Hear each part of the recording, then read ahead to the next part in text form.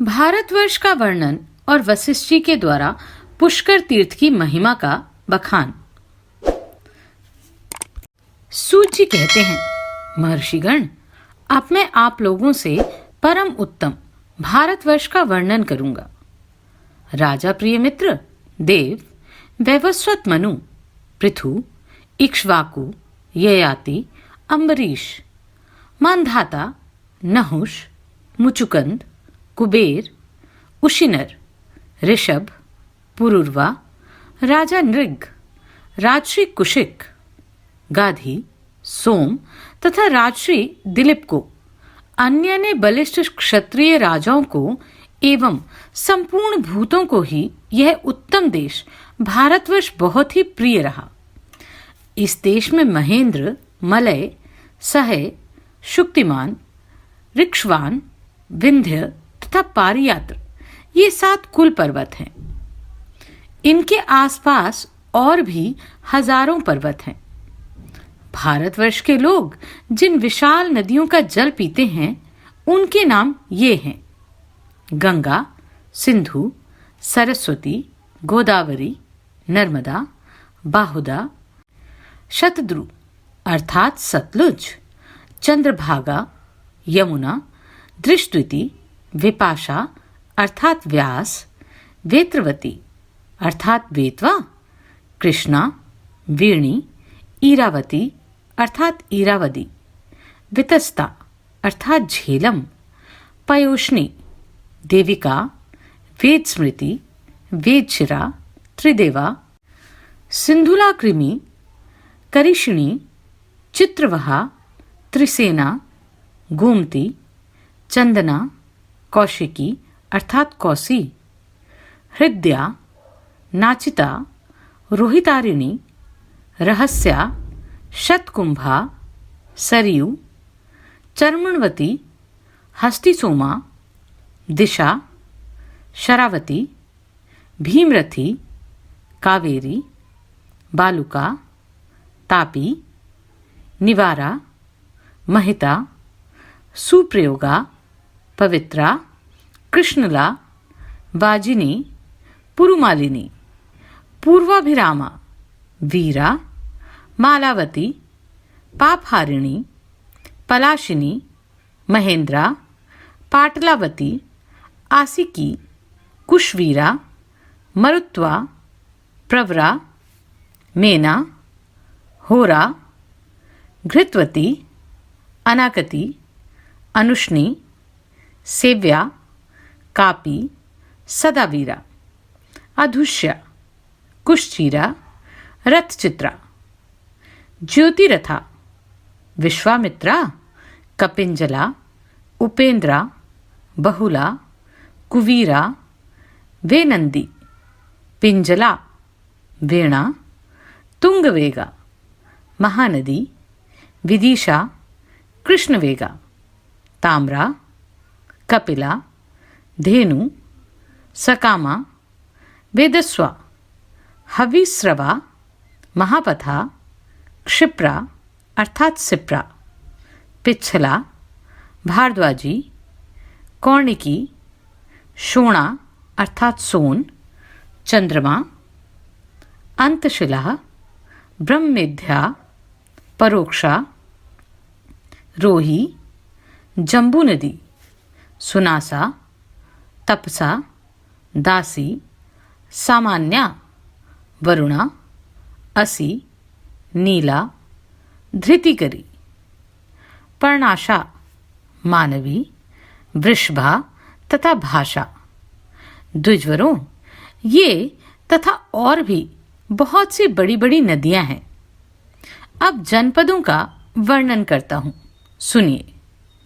कुरु, पांचाल, शाल्व, मात्रेय, जांगल, शूरसेन अर्थात मथुरा के आसपास का प्रांत, पुलिंद, बौद्ध, माल, सौगंध्य, चेदी, मत्स्य अर्थात जयपुर के आसपास का भूखंड, करुष, भोज, सिंधु, उत्तम दर्शान, मेकल, उत्कल, कौशल, नेकपृष्ठ, युगंधर, मद्र, कलिंग, काशी, अपर काशी, जठर, कुकुर, कुंती, अवंती अर्थात उज्जैन के आसपास का देश, अपर कुंती, गौमंत, मल्लक, पुंड्र, नृपवाहिक,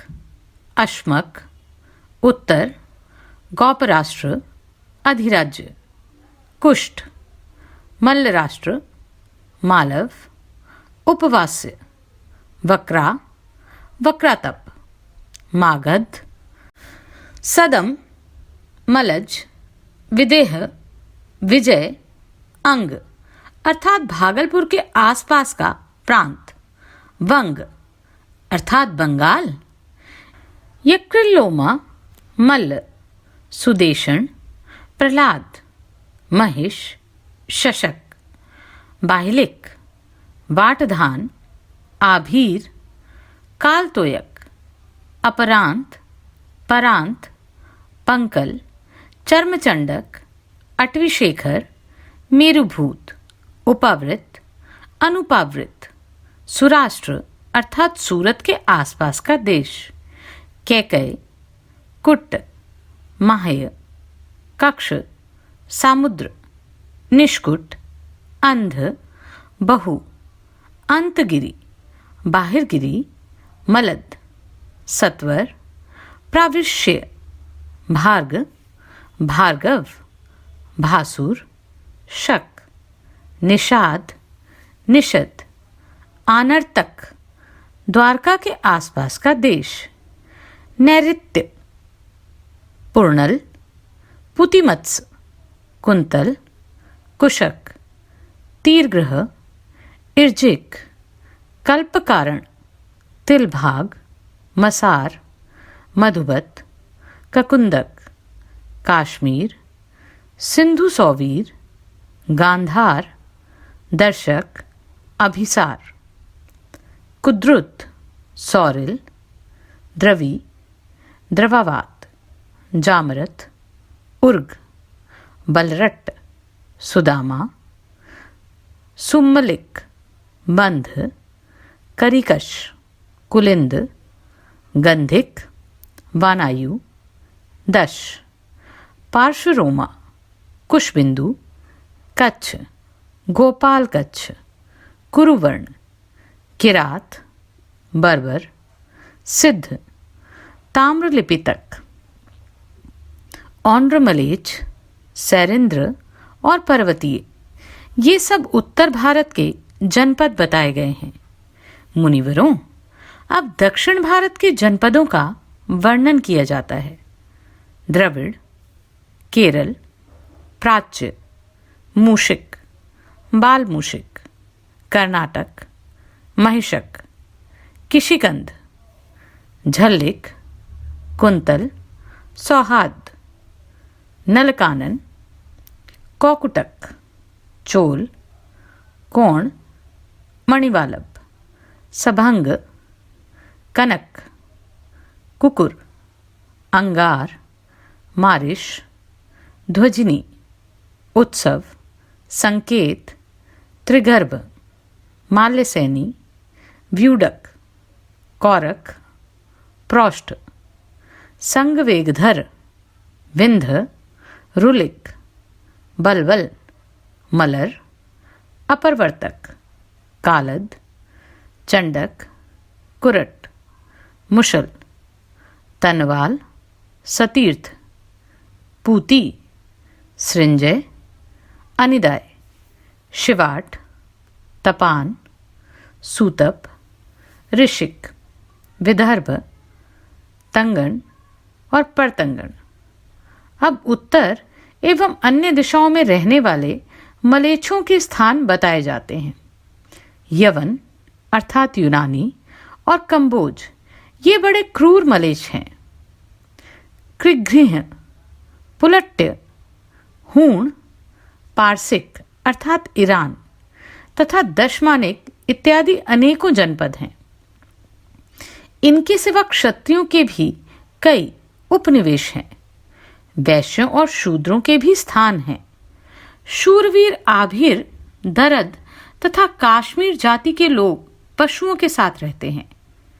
खांडीक, तुषार, पद्माव, गिरिगह्वर, आत्रेय, भारद्वाज, स्तनपोषक, द्रोशक और कलिंग ये किरातों की जातियां हैं और इनके नाम से भिन्न भिन्न जनपद हुए हैं।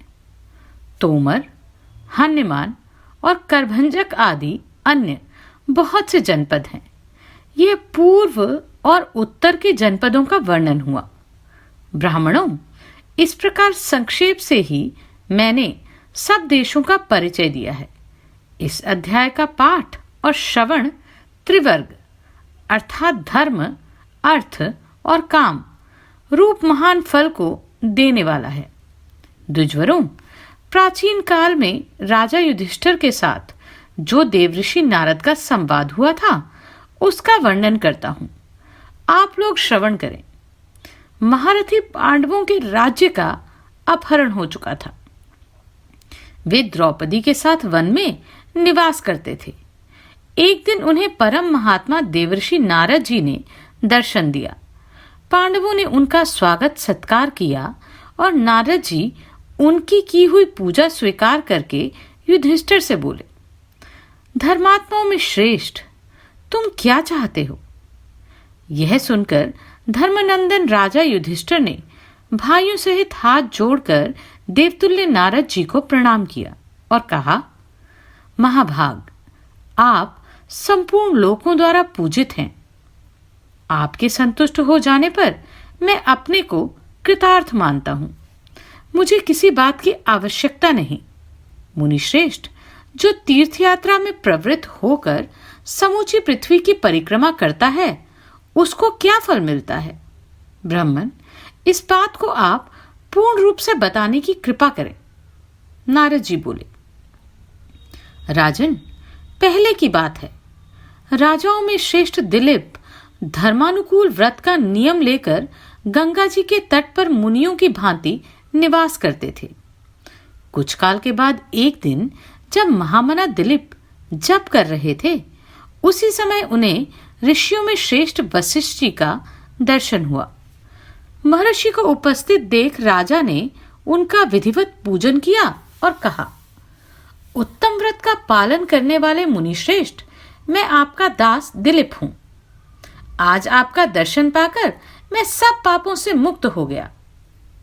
वशिष्ठ जी ने कहा, महाभाग, तुम धर्म के ज्ञाता हो।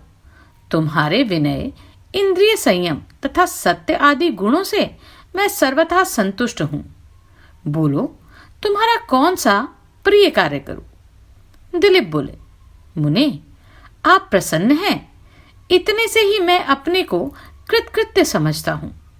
तपोधन, जो तीर्थ यात्रा के उद्देश्य से सारी पृथ्वी की प्रदक्षिणा करता है उसको क्या फल मिलता है, यह मुझे बताइए।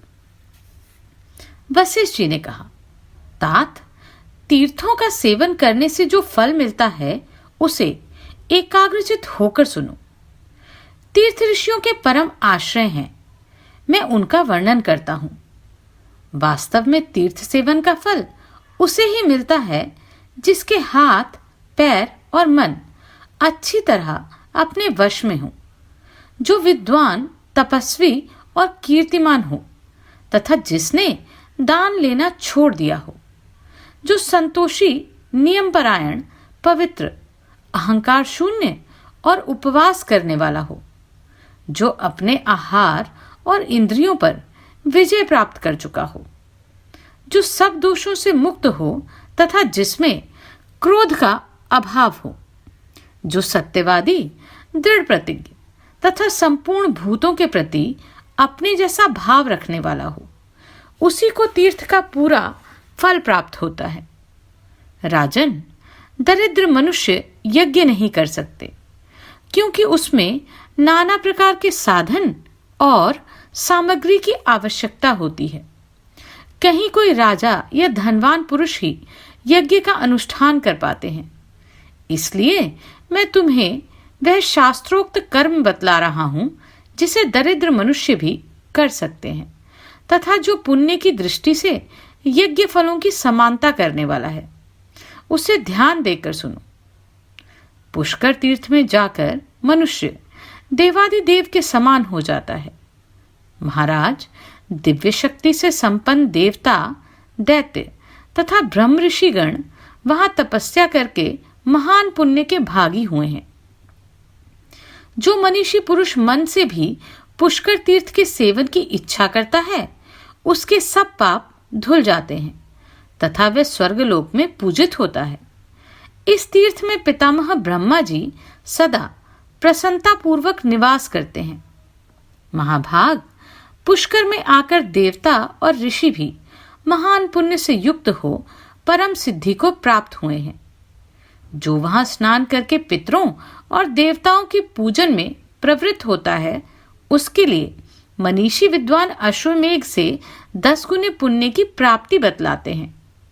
जो पुष्कर के वन में जाकर एक ब्राह्मण को भी भोजन कराता है, वह अपने पुण्य से ब्रह्मधाम में स्थित अजीत लोकों को प्राप्त होता है। जो सायंकाल और प्रातःकाल में हाथ जोड़कर पुष्कर तीर्थ का चिंतन करता है, वह सब तीर्थों में स्नान करने का फल प्राप्त करता है। पुष्कर में जाने मात्र से स्त्री या पुरुष के जन्म भर के किए हुए सारे पाप नष्ट हो जाते हैं। जैसे भगवान विष्णु संपूर्ण देवताओं के आदि हैं, उसी प्रकार पुष्कर भी समस्त तीर्थों का आदि कहलाता है। पुष्कर में नियम और पवित्रता पूर्वक 12 वर्ष तक निवास करके मनुष्य संपूर्ण यज्ञों का फल प्राप्त कर लेता है और अंत में ब्रह्मलोक को जाता है। जो पूरे 100 वर्षों तक अग्निहोत्र का अनुष्ठान करता है अथवा केवल कार्तिक की पूर्णिमा को पुष्कर में निवास करता है, उसमें ये दोनों कर्म समान ही हैं। पहले तो पुष्कर में जाना ही कठिन है, जाने पर भी वहां तपस्या करना और भी कठिन है। पुष्कर में दान देना उससे भी कठिन है और सदा वहां निवास करना तो बहुत ही कठिन है।